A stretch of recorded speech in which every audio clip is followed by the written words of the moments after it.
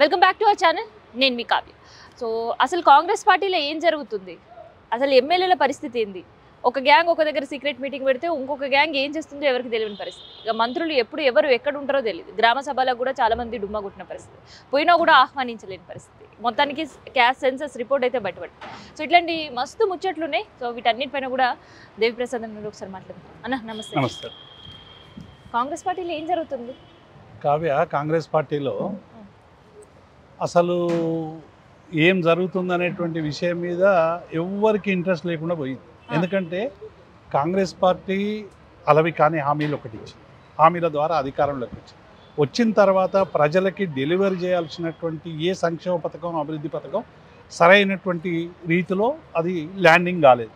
దాంతో ప్రజల నుంచి తీవ్రమైనటువంటి వ్యతిరేకత ఒకటి వస్తాం. రెండవది, నిన్న క్యాస్ట్ సెన్సెస్ నిన్న అసెంబ్లీలో చెప్పిందని కనీసం కాంగ్రెస్ శాసనమండలి సభ్యులు, శాసనసభ్యులు, వాళ్ళ బీసీ నాయకులు కూడా కనీసం ఇది మంచిది అనేటువంటి పరిస్థితి లేదు. నిన్న పెట్టినటువంటి క్యాస్ట్ సెన్సెస్ వలన మా తెలంగాణ జనాభానే ఎగ్గొట్టేసింది. అసలు తెలంగాణ జనాభా 4,53,00,000 వెబ్సైట్లలో కనబడతా ఉంది. వీళ్ళు చేసింది 3,70,00,000 మాత్రమే వీళ్ళు కుదించేటువంటి ప్రయత్నం చేశారు. 16 లక్షలు మాత్రం మేము తెచ్చుకోలేదని. ఇంకోటి మొరాలిటీ రేటు, బర్త్ రేటు ఒకటే ఉన్నదని చెప్పి ఒక కొత్త సత్యాన్ని రేవంత్ రెడ్డి గారు చెప్పేటువంటి ప్రయత్నం చేశారు. అంటే భారతదేశ వ్యాప్తంగానేమో జనాభా 1.35 గ్రోత్ రేట్ ఉంది, తెలంగాణలో మాత్రం మైనస్ ఉంది. ఇదేందో పెద్ద రీసెర్చ్ చేయాల్సినటువంటి అవసరం కనబడతా ఉంది. ఏంటి ప్రత్యేక స్థితులు? ఏమైనా కాంగ్రెస్ పాలనలో ఏమన్నా రైతుల ఆత్మహత్యలు ఎట్లాగూ జరుగుతూ ఉన్నాయి? ఇంకేమైనా జరుగుతున్నాయా? మనుషులు మాయమవుతా ఉన్నారు, మనుషులను ఎత్తుకపోతున్నారా, కిడ్నాప్ చేస్తున్నారా, లేకుంటే అడవులలోకి పోతున్నారా? మరి ఎటు పోతున్నారు జనం అంతా? 4,53,00,000 మందిలో 3,70,00,000 ఉన్నారంటే మిగతా 60 లక్షల జనం ఎటుపోయి? దీని మీద అన్నిటి మీద ఎంక్వైరీ చేస్తున్నాడు రేవంత్ రెడ్డి. నేను మీ ఛానల్ ద్వారా రిక్వెస్ట్ చేస్తున్నా, దీన్ని కూడా ఒక కమిషన్ వేసి ఈ 70 లక్షల మందికి సంబంధించిన జనాభాను తెలుసాలని మేము డిమాండ్ చేస్తూ ఉన్నాం. ఎందుకంటే అన్నీ చేస్తున్నారు కదా మీరు, దీని మీద కూడా ఏమైనా ఉందేమో, ఎవరైనా మనుషుల్ని రవాణా చేసే సంస్థలు ఏమైనా ఇక్కడ పనిచేస్తున్నాయా, ఇంకేమైనా చేస్తున్నాయా? చాలా హాస్యాస్పదంగా ఉంది వీళ్ళు నిన్న అసెంబ్లీలో ప్రవేశపెట్టినటువంటిది. అసలు మొత్తం జనాభా దేశవ్యాప్తంగా పెరుగుతుంటే ఇక్కడ తగ్గుతున్నది ఒకటి. బీసీల జనాభా కేసీఆర్ గారు సమగ్ర సర్వేలో 2015లో చేసినటువంటి సమగ్ర సర్వే, ఆగస్టు 19 నాడు ఒకటే రోజు 24 గంటల్లో చేసిన సర్వేలో 61% బీసీలు, ముస్లింలు కలిపి బీసీఈలో ఉన్నటువంటి 61% ఉండే. ఈరోజు 2 కలిపి 50 వరకు తీసుకొచ్చారు. 5% ఎటుపోయింది. కనీసం బీసీల సంగతి, మరి బీసీలు సామాజిక ఉద్యమాల్లో ఉన్నారు. కృష్ణయ్య కావచ్చు, లేకుంటే చాలామంది బీసీ నేతలు అందరూ, మా శ్రీనివాస్ గౌడ్ కావచ్చు, శ్రీనివాస్ యాదవ్ కావచ్చు, ఇట్లా అనేక మంది కూడా దీని మీద చాలా విషయాలు చెప్తా ఉన్నారు. అంటే ఈ బీసీలకు సంబంధించినటువంటి అశాస్త్రీయంగా ఉంది. మీరు ఇచ్చినటువంటి ఫార్మేటు ప్రజల్ని సమాచారం ఇవ్వడానికి ఇన్వైట్ చేయాల్సినటువంటి ప్రొఫార్మా ఇరిటేట్ చేసే విధంగా ఉంది. అంటే 54 పెట్టడం వల్ల ఏమైందంటే అసలు మీ పాన్ కార్డ్ ఏంది, మీ ఆస్తి ఎంత, మీ భూమి ఎంత అని చెప్పే ప్రయత్నం చేసే వరకు ఏదో అంత గందరగోళంగా ఉంది. ఎందుకంటే రేవంత్ రెడ్డి పిసిసి ప్రెసిడెంట్గా ఉన్నప్పుడు ఎవడు పడితే వానికి మనం సమాచారం ఇస్తామా? సమాచారం ఇవ్వద్దు. సమాచారం అనేది, ఆధార్ కార్డ్ అనేది మనకు చాలా ముఖ్యమైనటువంటిది కాబట్టి మీ ఇంటికి ఎవడొచ్చినా మీరు ఏమి ఇవ్వద్దని సమగ్ర సర్వే అప్పుడు చెప్పిండు. రేవంత్ రెడ్డి గారు అంతే కదా, రేవంత్ రెడ్డి గారు చెప్పారు కదా, మా ముఖ్యమంత్రి చెప్పినాక మేమెందుకు ఇస్తాం అని జనంలో వచ్చి చాలామంది 30% జనం ఇందులో పాల్గొనలేదనేటువంటి మాట వాస్తవం. కనీసం ఆ బీసీ సంఘాలకు ఇవాళ స్టేక్ హోల్డర్స్ ఏదైనా ఒక మన సంక్షేమ పథకం పెడితే ఇవాళ బీసీలకు సంబంధించిన ఒక్క బీసీ, ఇది మా ఆత్మగౌరవానికి సంబంధించిన సమస్య, రేవంత్ రెడ్డి మా ఆత్మగౌరవాన్ని నిలిపిండని ఒక్కరితో అనిపించమనండి.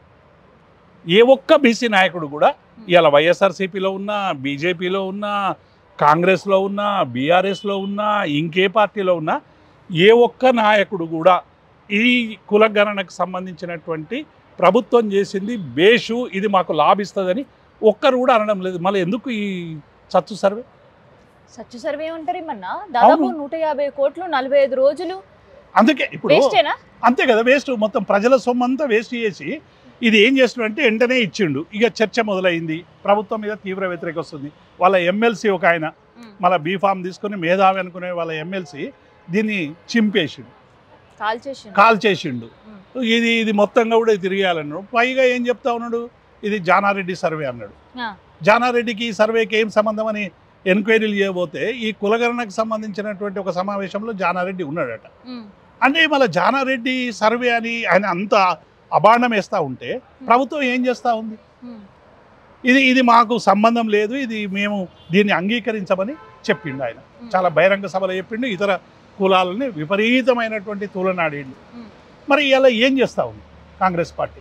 వాళ్ళ సభ్యులే దీన్ని వ్యతిరేకిస్తూ ఉంటే ఎవడు స్వాగతించాలి దాన్ని? కాబట్టి ఈ బీసీలకు సంబంధించినటువంటి అంశం మీద మా పార్టీ వైఖరి స్పష్టం. ఇందులో చాలా అసమగ్రంగా ఉంది, శాస్త్రీయత లోపించింది. తర్వాత మిగిలినటువంటి వాళ్ళందరూ జనాభాలో తప్పుడు లెక్కలు చూపిస్తూ ఉన్నారు. కాబట్టి మళ్ళీ రీసర్వే చేయాలి. రీసర్వే చేయాలంటే ఇదేదో మేము వ్యతిరేకం బీసీలకనే అనుకుంటా ఉన్నారు. ఎందుకు రీసర్వే చేయాలంటున్నాడు? మీ ఫార్మెట్ చాలా విచిత్ర గందరగోళం ఉంది. మీరు ఏ కులము అని ఒక్కటి ఇవ్వండి, మొత్తం బీసీలకు సంబంధించి వస్తుంది. ఇది రెండోది. ఎస్సీకి సంబంధించినటువంటి పెడితే కృష్ణమాదిక్ గారు ఒక సుదీర్ఘకాలం ప్రజా సంఘాల్లో పనిచేసి ఎంఆర్పిఎస్ ఉద్యమాన్ని ఇలా ఉమ్మడి ఆంధ్రప్రదేశ్లో తెర మీదకి తెచ్చి ఆ వర్గాలకు న్యాయం కావాల్సిన పోరాటం ప్రారంభించిందే కృష్ణమాదిక్. ఆయన మా పార్టీలో లేడు, మా భావజాలానికి వ్యతిరేకమైన మేము ఆయనకు హ్యాట్సప్ చెప్తా ఉన్నాం. ఎందుకంటే ఆయన ఒక సామాజిక ఉద్యమాన్ని నిర్వహించాడు. 30 ఏళ్లకు పైగా ఉద్యమం చేశాడు. కనీసం ఆ ఉద్యమాన్ని తలుచుకోలేదు. కాంగ్రెస్ పార్టీ మండల్ కమిషన్ వ్యతిరేకించినటువంటి కాంగ్రెస్ పార్టీ, బీసీలకు వ్యతిరేకమైనటువంటి పార్టీ, ఎంఆర్పిఎస్ తొలినాళ్ళలో ఇక్కడ ఉద్యమాలు జరుగుతూ ఉంటే కాంగ్రెస్ పార్టీ సపోర్ట్ చేయలేదు. అదే గాంధీ భవన్ పోయి తగలబెట్టుకున్నటువంటి సందర్భాలు కూడా మనం చూసినాం. అంటే ఎందుకంటే చాలామందికి తెలియవు ఈ విషయాలు. అది కల్లారా, నేను టీఎన్జిఓ ప్రెసిడెంట్గా దాని పక్కకే ఉంటా. ఆ దహనం మేము స్వయంగా కల్లారా చూసినాం మేము. కాబట్టి అలా కాంగ్రెస్ పార్టీ అటు ఎస్సీల విషయంలో కానీ ఇటు బీసీల విషయంలో కానీ చేసిందంతా మోసం, దగా అనేటువంటి ఒక భావన ఇలా సర్వత్రా నెలకొని ఉన్నటువంటి నేపథ్యంలో ఇలా కాంగ్రెస్ పార్టీ డెఫినెట్గా స్థానిక సంస్థ ఎన్నికల్లో మూల్యం చెల్లించుకోవాల్సి వస్తుంది. ఎందుకంటే మీరు నిన్న చివరికి రేవంత్ రెడ్డి గారు ఇంకో కొత్త మాట చెప్పిండు. 42% బీసీలకు ఇస్తామన్నాడు. పార్టీ పరంగా ఇస్తామన్నారు. ఓకే, పార్టీ పరంగా ఇస్తామంటే గాంధీ భవన్లో మీటింగ్ పెట్టి ఏఐసీసీ తీర్మానం చేయాలమ్మా. అసెంబ్లీకి ఎందుకు? అసెంబ్లీ అనేది అన్ని వర్గాలకి సంబంధించినటువంటి వేదిక. అక్కడ ప్రభుత్వకు సంబంధించినటువంటి నిర్ణయాలు జరగాలి. మీరు పార్టీ నిర్ణయాలు తీసుకొచ్చి ప్రభుత్వాన్ని ఎట్లా అంటగట్టేటువంటి ప్రయత్నం చేస్తారు? మీరు గాంధీ భవన్లో మీటింగ్ పెట్టుకొని 42% కాకుంటే ఎంత ఇస్తారో చెప్పండి. కానీ 42% ఎట్లా ఇస్తారు? చార్మినార్ ఇస్తారు, యాకుత్పురా ఇస్తారు, గెలుస్తారా? ఇదంతా ఏంటంటే బీసీలను మోసం చేయడం. మీరు 42% రాజ్యాంగబద్ధంగా వస్తే అందరూ బీసీలే నిలబడతారు. రేపు 42% జడ్పీటీసీలు వస్తారు, 42% జిల్లా పరిషత్ చైర్మన్లు 50% వస్తారు. మీరు ఇట్లా 42% అని చెప్పి ఇక్కడోటి ఇచ్చి వాళ్ళందరిని ఓడగొట్టి అసలు బీసీ వాదం ఓడిపోయింది, బీసీలో కులం మీద ఓటెయ్యరు అని చెప్పి మళ్ళీ బదనాం చేసేటువంటి ఒక కుట్ర జరుగుతూ ఉంది. ఈ కుట్రను ఛేదించాల్సినటువంటి బాధ్యత ఇలా తెలంగాణ సమాజం మీద ఉందనేటువంటి విషయాన్ని మేము చాలా స్పష్టం చేస్తూ ఉన్నాం. అందుకే మేము ఈ రీసర్వే చాలామంది 30% మంది సర్వేలో పాల్గొనలేదు. వాళ్ళ సర్వేలకు సంబంధించి మీరు చేయాలి. తర్వాత రెండవది, ఇలా అనేక అంశాలు, ఇలా రుణమాఫీ దగ్గర నుంచి మీరు రైతు భరోసా వేస్తామని చెప్పారు. 1 ఎకరం ఉన్న వాళ్లకు వేసింది. 22 లక్షల మంది రైతులు ఉంటే 2 లక్షల మంది రైతుల్ని ఇలా మాయం చేశారు. 20 లక్షల మందికి వేసింది. భూమి పెరిగిందట, రైతులు తగ్గినట్టు. ఇది కొత్త విచిత్రమైనటువంటి కథ చెప్తా ఉన్నారు. ఒక మండలానికి ఒక గ్రామాన్ని సెలెక్ట్ చేసుకొని వేసిండ్రు. మీరు రైతు భరోసా అనేది మీరు దుక్కు తినేటప్పుడు ఇస్తారా, నాట్లప్పుడు ఇస్తారా, కలుపు తీసేటప్పుడు ఇస్తారా? ఇప్పుడు ఏమైపోయిందంటే ఆఖరి కుప్పగొట్టేటప్పుడు కూడా ఇస్తారో లేదో అనేటువంటి భావన తెలంగాణ రైతాంగంలో నెలకొని ఉన్నది. కాబట్టి ఇచ్చిన హామీలు అమలు చేయకుండా ఇలా రుణమాఫీ పేరు మీద కూడా ఉద్యోగులు, చిన్న తరగతి ఉద్యోగులు, మేము అయితే ఇక్కడ ఎమ్మెల్యేలు వాళ్ళ దగ్గర ఉంటారా లేదా అని ఒక భయం కూడా పట్టుకుంది. ఒక పక్క ఒక గ్రూప్, అంటే కాంగ్రెస్ పార్టీలో జరిగే ఇష్యూసే అక్కడ ఉండే ఎమ్మెల్యేలకు నచ్చుతలేవా? అంతే కదా. ఇప్పుడు ఒకటేమో ఈ బీసీల మీద ఎస్సీల మీద తీసుకున్న నిర్ణయాన్ని బీసీ ఎమ్మెల్యేలు కానీ ఎస్సీ ఎమ్మెల్యేలు కానీ తీవ్రంగా వ్యతిరేకిస్తున్నారు. వ్యతిరేకించి ఏఐసీసీకి వాళ్ళు కాంప్లైంట్ కూడా చేశారు. ఇంకా మిగతా ఎమ్మెల్యేలు ఒకరు రహస్య సమావేశం పెట్టుకున్నారని మన వార్తలు వచ్చినాయి. ఇట్లా రకరకాలుగా కాంగ్రెస్ పార్టీలో కూడా అంతర్గతంగా ఒక తీవ్రమైనటువంటి చర్చ, ఒత్తిడి జరుగుతూ ఉంది. 42% మరి రిజర్వేషన్లు ఇస్తామని మాట ఇచ్చినాం, కామారెడ్డి డిక్లరేషన్ ఇచ్చినాం. 20,000 కోట్లు ప్రతి సంవత్సరం పెడతామని చెప్పినాం. నిన్న వాళ్ళ ఎమ్మెల్సీ తీర్మానం ఏమన్నాడు? మేము 1,20,000 కోట్ల రూపాయలు ప్రభుత్వానికి ఇస్తున్నాం, మాకు ముష్టి 9,000 కోట్ల రూపాయలు ఇస్తారా అని అన్నాడు. మళ్ళీ దీనికి రేవంత్ రెడ్డి గారు సమాధానం చెప్పాలి కదా. ఎందుకంటే మీ ఎమ్మెల్సీ మీ మీద అబాండాలు వేస్తున్నాడు, మీ ప్రజాప్రతినిధే మిమ్మల్ని అంటున్నాడు, మీరు సమాధానం చెప్పాలి. ఇవాళ ప్రతిపక్షాలు ఉన్నాయంటే మమ్మల్ని మీరు రాజకీయమని కొట్టేయచ్చు, కానీ మీ సొంత పార్టీ నుంచి వస్తున్నటువంటి నిరసన గళాలకి మీరు సరైనటువంటి సమాధానం చెప్పాల్సిన బాధ్యత ఉందనేటువంటి విషయాన్ని మేము స్పష్టం చేస్తూ ఉన్నాం. ఇది ఒక్కటే కాదు కావ్య, ఇవాళ ఏ ఒక్కటి కూడా ఇవాళ మేము మొన్న రేషన్ కార్డులకు సంబంధించినటువంటి చర్చ వచ్చింది. 2014లో ఏ చిన్న నేను ఒకసారి పిఆర్సీ చర్చలు జరిగినాయి చంద్రబాబు నాయుడుతో. మాకు చంద్రబాబు నాయుడుతో చర్చలు జరిగినప్పుడు మేము ఏమన్నామంటే పిఆర్సీ ఎంత ఇవ్వాలని అడిగాడు. నేను సింపుల్గా మా చంద్రబాబు నాయుడు గారికి నేను ఏం చెప్పినంటే 2009 కంటే ముందు ఆయన అధికారంలో ఉన్నప్పుడు, అది ఇయర్ 99 నాకు సరిగ్గా ఇయర్ గుర్తొస్తలేదు, 5 ఏళ్ల కింద ఛాయ్ రేట్ ఏమున్నది సార్ సెక్రటరియట్ ముందట, ఇప్పుడు ఛాయ్ రేట్ ఏమున్నది? అప్పుడు ఛాయ్ రేటు 3 రూపాయలు ఉండే, ఇప్పుడు 8 రూపాయలు అయింది. అంటే 5 రూపాయలు పెరిగిందంటే 100%, 120% పెరిగింది. మా పిఆర్సీ కూడా అంత పెంచండి, అంతే కదా. ఇప్పుడు 2014లో మీరు 65,000 అని నిర్ణయించారు, 1,65,000 అని నిర్ణయించారు ఏది రేషన్ కార్డు ఇవ్వాలంటే. ఈ 24లో కూడా 1,65,000. కనీసం ఎస్ఎస్ఆర్లు రిలీజ్ చేస్తారు జిల్లా కలెక్టర్లు, ఒక పనికి ఒక లేబర్కి ఎంత ఇవ్వాలని వాళ్ళు జిల్లా కలెక్టర్లు ఇస్తారు. మరి దాన్ని కూడా మీరు సరిగ్గా పెట్టుకోవాల్సినటువంటి అవసరం ఉంటుంది కదా. కనీసం దాన్ని పెంచుమని మేము డిమాండ్ చేస్తే కూడా పెంచనటువంటి పరిస్థితి. కాబట్టి ఇలా కాంగ్రెస్ పార్టీ 14 నెలలుగా వాళ్ళు చేస్తున్నటువంటి ప్రతి పని వాళ్ళకు రివర్స్ వస్తూ ఉంది. న్యూటన్ బాల్ కొడితే ఎటు వచ్చి మళ్ళీ తగులుతుందో ఇలా కాంగ్రెస్ పార్టీకి రివర్స్ తగులుతూ ఉన్నాయి. బీసీ విషయంలో రివర్సే, ఎస్సీ విషయంలో రివర్సే, రైతు బంధు విషయంలో రివర్సే, రుణమాఫీల రివర్సే, రేషన్ కార్డుల రివర్సే. 1,07,000 అప్లికేషన్లు తీసుకున్నారు, ఇప్పటి వరకు మళ్ళెందుకు అడుగుతున్నారని ప్రజల్లో రివర్సు. మొత్తంగా కూడా ఇది రివర్స్ పాలన తప్ప మరి ముందుకు పోయేటువంటి పాలన జరుగుతలేదు. కాబట్టి ఇలా మా పార్టీగా మేము ప్రజల పక్షం నిలబడి ఈ రెండుటి విషయంలో కూడా ఇలా మా బీసీ నాయకులందరూ కూడా అనేక విషయాలు మాట్లాడుతూ ఉన్నారు. దీన్ని సరిచేయాలి, మొత్తంగా కూడా బీసీలకు న్యాయం దక్కే వరకు బీఆర్ఎస్ పార్టీ పోరాడుతుంది. రెండవది కృష్ణమాదిగ చేస్తున్నటువంటి, ఎందుకంటే ఆయన ఒక సుదీర్ఘకాలం ఉద్యమం చేసిండు, ఆ ఉద్యమం నుంచి నిలబెడుతున్నటువంటి ప్రశ్నలకన్నిటికి కూడా ఇలా ప్రభుత్వం సరైనటువంటి సమాధానం చెప్పి ఏబిసిడి వర్గీకరణ మీద కూడా సరైనటువంటి నిర్ణయం తీసుకోవాలని డిమాండ్ చేస్తారు. సో కృష్ణమాదిగ కూడా చెప్పినది, నిన్న ఒక స్టేట్మెంట్ ఇచ్చింది, జరిగిన బీసీ కులగణన తప్పుడు తడకలు ఉంది, మళ్ళీ చేయాలి అని చెప్పి. సో ఈ డిమాండ్స్ ఎంతవరకు తీసుకుంటున్నారో ఒకసారి పక్కన పెడితే, అసలు పార్టీలో ఉండే ఎమ్మెల్యేలు సో ఒక పక్క అవిశ్వాసం వేసారు మీరు బీఆర్ఎస్ పార్టీ నుంచి, ఒక పక్క 10 మంది ఎమ్మెల్యేల పరిస్థితి ఏందో దేవుడు ఎరుగు, ఇక్కడ అంతర్గత కుట్రలు ఏం జరుగుతుంది? అసలు ఎమ్మెల్యేల పరిస్థితి ఏంది కాంగ్రెస్లో? కాంగ్రెస్ పార్టీల పరిస్థితి, మా 10 మంది మా దగ్గర నుంచి పోయిన ఎమ్మెల్సీలు అందరూ రాత్రి మీటింగ్లు పెట్టుకొని ఒకరి మీద ఒకరు పడి ఏడ్చుకున్నారట.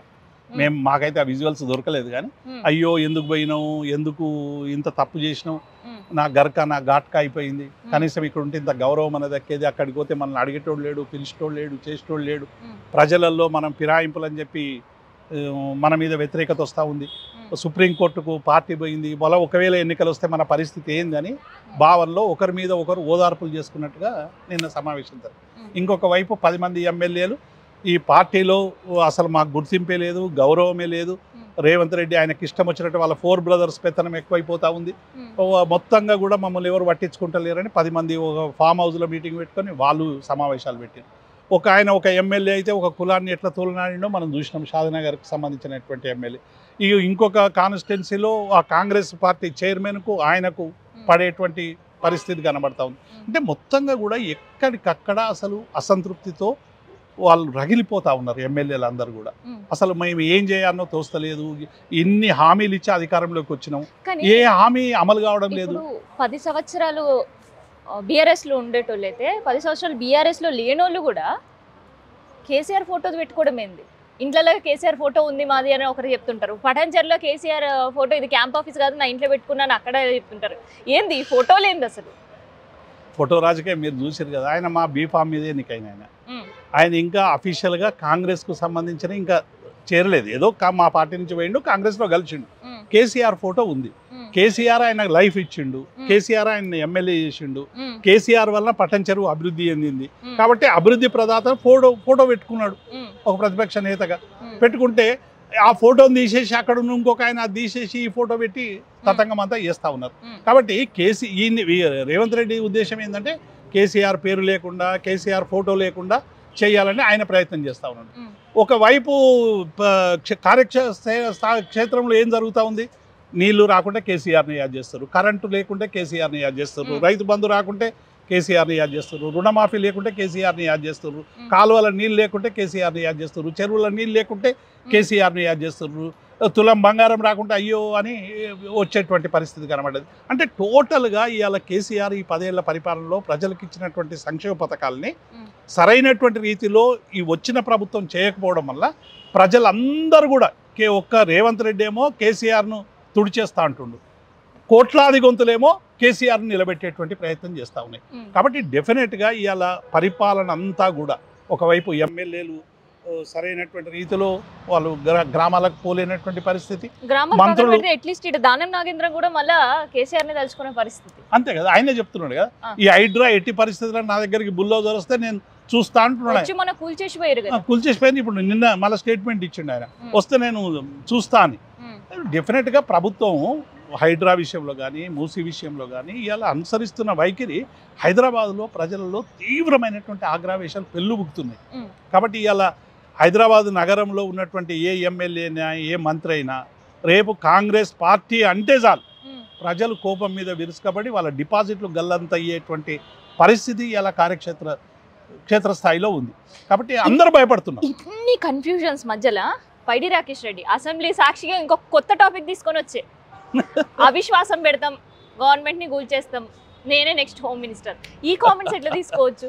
అదంతా పేరడి కామెడీ తప్ప రాకేష్ రెడ్డికి వాళ్ళకి ఎక్కడుందామో బలం ఎక్కడ ఉంది. 8 మంది ఎమ్మెల్యేలు ఉన్నారు, మేము ఒక 39 ఉన్నోళ్ళము, మేము అవిశ్వాసం పెడతామంటే కొంచెం అర్థమని ఉంది, మాకు అవసరమైనటువంటి బలం అని ఉంటుంది. కానీ 8 మంది ఉన్నటువంటి వాళ్ళు ఎట్లా పెడతారు? అంటే బీఆర్ఎస్ కంటే మేమేదో గొప్పగా చేస్తున్నామని చెప్పుకునేటువంటి పేరు తప్ప అసలు బీజేపీకి ఏముందని అసెంబ్లీలో ఉన్నాయి 8 సీట్లు. వాళ్ళు అనేది ఏంటంటే డెఫినెట్గా ఇవాళ ప్రజా ఆగ్రహం పెలుబుకుతూ ఉన్నది కాబట్టి ప్రభుత్వం కూలిపోవాలని వాళ్ళ కలలు కనొచ్చు, కానీ అటువంటి ప్రయత్నం ఉండదు కదా. ప్రజాస్వామ్యబద్ధంగా మేము 39 ఉన్నా మేము ఈ ప్రభుత్వం వెంటనే పడిపోవాలని మేము కోరుకునేటువంటి వాళ్ళం కాదు. చూడాలి అది మేము అంతే కదా. ఇప్పుడు ప్రజాస్వామ్యంలో అదే కదా చూడాల్సింది. వాళ్ళంతా వాళ్ళు పడగొడితే మేమేం చేయలేము. రేపు 20 మంది ఎమ్మెల్యేలు మళ్ళీ మీటింగ్ పెట్టి విత్డ్రా చేసుకుంటే మేమేం చేస్తామమ్మా? దానికి అవకాశం ఉంది, 100% ఉంది. కాంగ్రెస్ ఏదైనా అవకాశం. ఇప్పుడు ఒక సంవత్సరానికే 10 మంది ఎమ్మెల్యేలు ఫామ్ హౌస్ లో కూర్చుంటే ఇంకో 2 ఏళ్ళలో 20 అవుతారు, మూడో సంవత్సరంలో 30 మంది అవుతారు. న్యాచురల్ కదా. అట్లా చాలా స్పష్టంగా కనబడుతుంది. మనకి ఇది కొంతమందికి నవ్వులాట కానీ కొంతమందికి ఇదేదో అతియోశక్తి చెప్తున్నామని అనిపించవచ్చు, కానీ వాళ్ళు అనుసరిస్తున్నటువంటి విధానాలే ఆ ప్రాతిపాదికకు ఒక బలం చేకూరుస్తాం.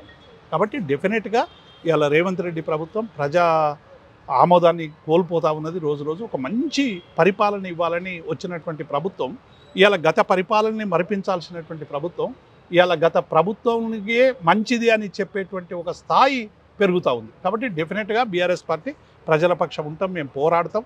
మాకేం రేపు వచ్చి సీట్లో కూర్చోవాలని మాకేం లేదు.